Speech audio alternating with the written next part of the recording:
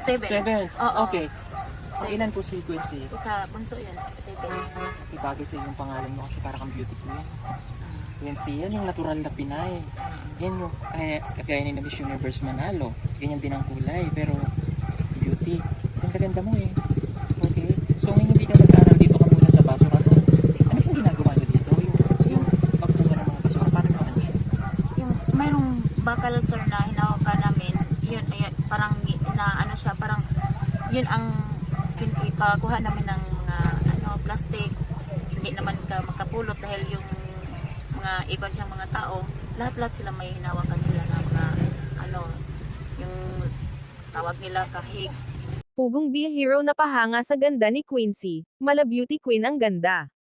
Hello mga kababayan, Elma's Vlog, ay bumabati ng isang mapagpalang araw, saang sulok man kayo ng mundo naroon naway nasa mabuti kayong kalagayan. Sa nakaraang upload ni Pugong Be Hero, habang binabaybay nila ang kalsada at papunta sila kay Gea, may nakita silang dalawang dalagita. At agaw pansin sa kanya ang isa, kakulay kasi niya si Nanita at halos magkaedad lang din sila. Sinundan nila ito hanggang sa nakarating sila sa kanilang tinutuluyan na kubo. At sabi ni Pugong Be Hero na gusto niya sa mga ganon na kulay pang beauty queen.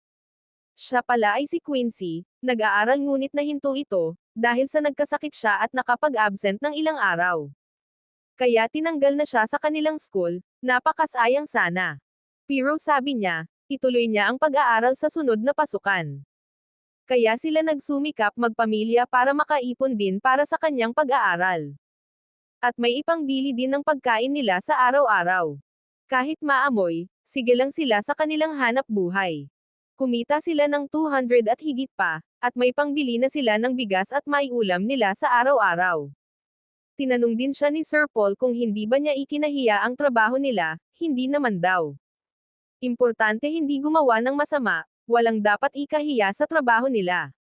At gusto din pala ni Quincy, na maging nurse balang araw, kaya sana may kukuha rin sa kanya bilang Pugong Be Hero Scholar sa sunod na pasukan. Inabutan din ni Sir Paul ng cash, tulong para sa kanila Quincy, at sobra ang pasasalamat nilang mag-ina.